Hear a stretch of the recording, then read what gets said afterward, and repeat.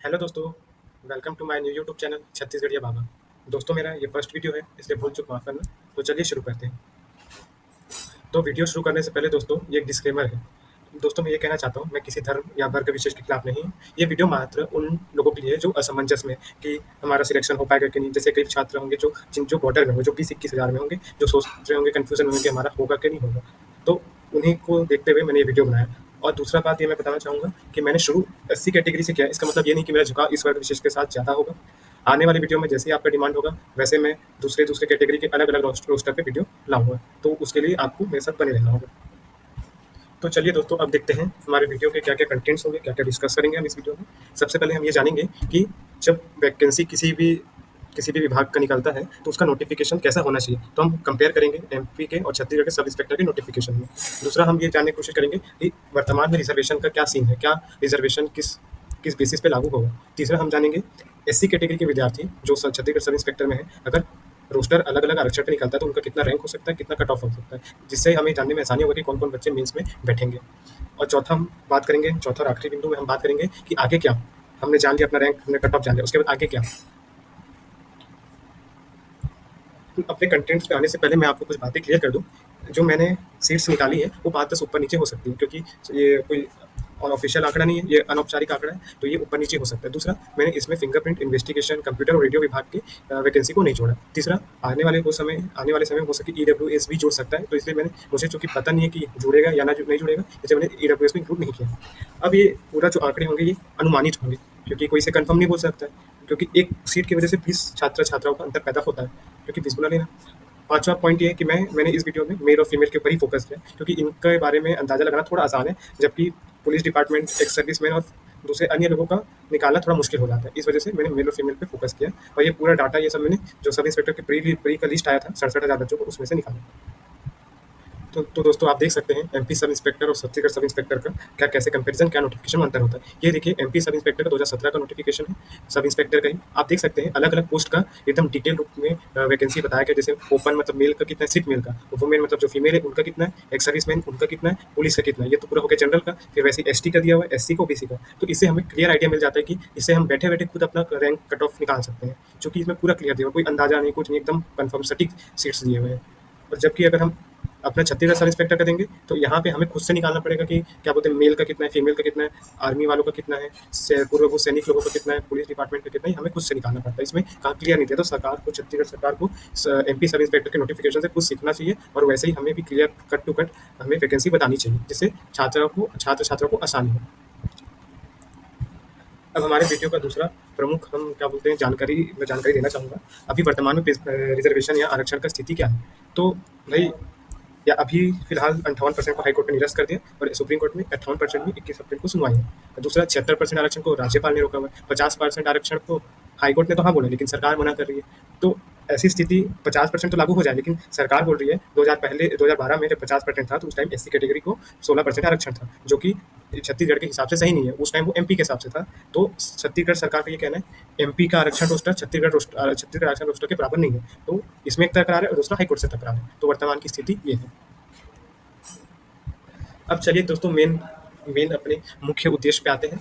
अब शुरू करने से पहले हम एक जनरल सीट्स का आइडिया ले लेते हैं। अगर आरक्षण 50% पे निकलता है तो 50% आरक्षित होगा, 50% अनारक्षित होगा। तो अनारक्षित में क्या सीन बनता है, क्या कितनी सीट किसको अलॉट होती है, कितनी कट ऑफ होती है, ये हमें जानना जरूरी है। क्योंकि जनरल में सिर्फ जनरल कैंडिडेट नहीं होते, इसमें क्या बोलते हैं एससी भी होते हैं, एसटी भी होते हैं, ओबीसी भी होते हैं। तो कुछ बच्चे उसमें भी जाएंगे, तो इधर से खाली होगा। तो इस वजह से हमें एक अनारक्षित का भी आइडिया होना चाहिए, अनारक्षित सीटों का आइडिया होना चाहिए। तो मान लीजिए अगर 50% आरक्षण रोस्टर में लागू होता है तो उस हिसाब से जनरल में कितने बच्चे जाएंगे, कितनी सीटें होंगी, इसका देखिए। तो मुख्य रूप से देख सकते हैं कि मेल का कट ऑफ जा सकता है 162.5 और फीमेल का जा सकता है 146.875, और लास्ट रैंक जाएगा 8,685 मेल के लिए, फीमेल के लिए लास्ट रैंक जा सकता है 13,786। अब चूंकि मेंस में 20 गुना बच्चा लेना है तो 6300 मेल होंगे, और क्या बोलते हैं फीमेल लगभग 2200 के करीब होंगे। ये आंकड़ा अनुमानित है, ऊपर नीचे हो सकता है। अच्छा, एक्स सर्विसमैन का हम अंदाजा नहीं लगा सकते, क्योंकि इनकी सीटें बहुत ज़्यादा हो गई हैं और अप्लाई करने वाले बहुत कम है, तो इनकी कट ऑफ बहुत नीचे जा सकती है। इसका अनुमान भी नहीं लगाया जा सकता। अब दूसरा हम देखें पुलिस विभाग का, तो पुलिस विभाग में भी क्या बोलते हैं, मतलब हम सिर्फ ऊपर से आइडिया लगा सकते हैं, क्योंकि सीटें इनकी कम आ रही है, तो कम आ रही है तो कहीं पर 1 हो रही है, कभी 2 हो रही है, तो हम इतना एक्यूरेटली बिना आंकड़ों के अंदाजा नहीं लगा सकते। तो भी जनरल में अगर पुलिस विभाग के कोई है तो उनका कट ऑफ 156 जा सकता है या तो 153 जा सकता है। ये एक हमने अनारक्षित सीटों का आंकड़ा जान लिया। अब देखते हैं एससी कैटेगरी के विद्यार्थियों के लिए अगर आरक्षण उनके हक में 7 से 8% तक आता है तो अगर 7% आता है तो लास्ट रैंक होगा 16,717 और मेल के लिए कट ऑफ होगा 140.625। वही फीमेल के लिए लास्ट रैंक हो सकता है 30,327 और कट ऑफ हो सकता है 128.125। यहाँ पे गौर करने वाली बात यह है कि जनरल लिस्ट में एससी के मेल छात्र 840 जा रहे हैं मेरे मतलब जानकारी के हिसाब से, मैंने जब आंकड़े देखे तो, और उन जनरल कट ऑफ 162 है। ठीक है, जनरल का लास्ट रैंक ये है, ये मैंने जानकारी दी आपको साइड में दे दी। वही एससी कैटेगरी के फीमेल लोग जो जनरल लिस्ट में कम से कम 306 लोग तो जा ही रहे हैं। अगर आरक्षण 8% होता है तो लास्ट रैंक 18,001 होगा मेल के लिए और कट ऑफ होगा 137.5। वही फीमेल का लास्ट रैंक हो सकता है 23,327 और कट ऑफ होगा 128.125। ये दोस्तों आगे बढ़ते हैं। अच्छा दोस्तों, आपके मन में सवाल आ रहा होगा कि मैंने इतने नीचे क्यों किया। देखिए दोस्तों, अगर हम अपने छत्तीसगढ़ सरकार का मतलब अगर उनकी बातों का विश्लेषण करें तो हमें ये पता चलेगा कि सरकार एसटी समुदाय को 32% आरक्षण देने के पूर्ण रूप से समर्थन कर रही है, उनको 32% देना है। और साथ साथ में चूंकि हमारे छत्तीसगढ़ में ओबीसी समुदाय की जनसंख्या 50% तक है लगभग, तो उनकी भी सरकार उनको भी छेड़ना नहीं चाहती, उनको भी 27% आरक्षण देना ही देना चाहती है। तो उसी वजह से अगर किसी का कम ज़्यादा होगा, ज़्यादातर चांस है कम ज़्यादा होने का, तो एससी कैटेगरी का, इसलिए मैंने उनसे शुरू किया। अब हो सकता है ओबीसी का भी कम हो जाए, हो सकता है एसटी का भी कम हो जाए। तो दोस्तों, अगर आप मुझे बताएंगे इतने रोस्टर में उनकी जानकारी दीजिए तो आगे वीडियो में मैं उनकी जानकारी दूंगा। फिलहाल हम जानते हैं अगर एससी कैटेगरी में एससी कैटेगरी में अगर आरक्षण 9% या 10% होता है तो कैसे होगा। अगर आरक्षण 9% होगा तो लास्ट रैंक मेल के लिए जा सकता है 19,617 और वही उनका कट ऑफ जाएगा 134 नंबर के आसपास। वही फीमेल का जाएगा कट ऑफ 125 नंबर और उनका लास्ट रैंक जो सिलेक्ट होंगे 25,313। यहाँ पे नोट करने वाली बात यह है दोस्तों, अगर किसी बच्चे का आखिरी रैंक अगर लिस्ट में अगर मान लो कोई बच्चे का अगर 130 नंबर है, अगर उसका सिलेक्ट होता है तो उसी नंबर में अगर आखिरी बच्चा जो होगा, भले वो लिस्ट 1000 की होगा, तो आखिरी बच्चे का भी उसी नंबर पे सिलेक्ट होगा। तो इसलिए ये आंकड़े ज़्यादा जा रहे हैं, मतलब 20 गुना से भी ज़्यादा जा रहे हैं। वही 10% में वही दोस्तों 10% आरक्षण में क्या मेल के लिए लगभग सेम होगा, क्योंकि 1 ही % का अंतर है तो लगभग सेम ही होगा। मेल के लिए मेल के लिए लगभग सेम होगा, फीमेल के लिए सेम होगा। लेकिन इसमें इंपॉर्टेंट बातें देखिए दोस्तों, मैंने स्टार डाल के लिखा हुआ है। चलिए दोस्तों, अब आगे बढ़ते हैं। तो अब देखिए, अगर आरक्षण रोस्टर 11 और 12% होता है तो क्या फ़र्क पड़ेगा सीजीएसआई के मेंस के लिस्ट के लिए। तो मेल का कट ऑफ जा सकता है 131 नंबर यानी 131 और लास्ट रैंक मेल के लिए जा सकता है 21,385। वही फीमेल के लिए कट ऑफ जाएगा 121 और रैंक उनका लगभग 27,500 तक हो सकता है। अब चलिए 12% जो कि पूर्वभूत अनुमान के हिसाब से 12% ही लागू हो सकता है और 12% अगर लागू होता है तो ये छत्तीसगढ़ के लिए बहुत अच्छा बात होगा, क्योंकि छात्र बहुत दिनों से उम्मीद कर रहे हैं। 12% में कट ऑफ जाएगा 131 नंबर और क्या बोलते हैं फीमेल के जाएगा 121 नंबर।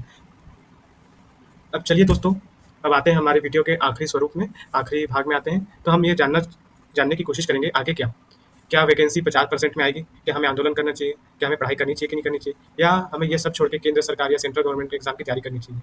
तो ये सब चीज़ों के जवाब हम जानेंगे आखिरी में। पहले जानते हैं कि 50% का क्या चांस है। दोस्तों, जहाँ तक हाईकोर्ट का हम अगर उनके भाषा जाने, हाईकोर्ट के ऑर्डर सुने, तो वो हाईकोर्ट 50% में पूरे तरह से सहमत है और सुप्रीम कोर्ट भी लगभग 99% चांस है, सुप्रीम कोर्ट 50% को संवैधानिक घोषित करेगा। तो 50% के चांस 100% है, चाहे आज हो, चाहे कल हो, चाहे 1 महीने 2 महीने बाद हो। दूसरा, हमें आंदोलन करना चाहिए कि नहीं करना चाहिए। चूंकि दोस्तों आंदोलन करने से छत्तीसगढ़ में जरूर प्रभाव पड़ता है, तो हमें कम मात्रा में या कम दिनों के लिए, लेकिन छोटा ही मोटा से हमें आंदोलन जारी रखना चाहिए। चाहे बच्चे ग्रुप में जाए, चाहे एक ही दिन पूरा प्लानिंग बना के जाए, लेकिन आंदोलन जारी रखना चाहिए ताकि सरकार के कानों तक आवाज जाए। तीसरा, हमें पढ़ाई करना चाहिए कि नहीं करना चाहिए। मेरे हिसाब से अभी आप पढ़ाई करें, लेकिन ज़्यादा एकदम डीप में मत पढ़ें, क्योंकि पढ़ाई अभी बच्चों को यही नहीं पता कि कौन सी वैकेंसी आएगी तो पढ़ें क्या। तो एकदम रट्टू तोता नहीं बनना, थोड़ा पढ़ाई करें और अपने दूसरे जैसे पार्ट टाइम जॉब या सेंट्रल गवर्नमेंट एग्जाम की तैयारी करें।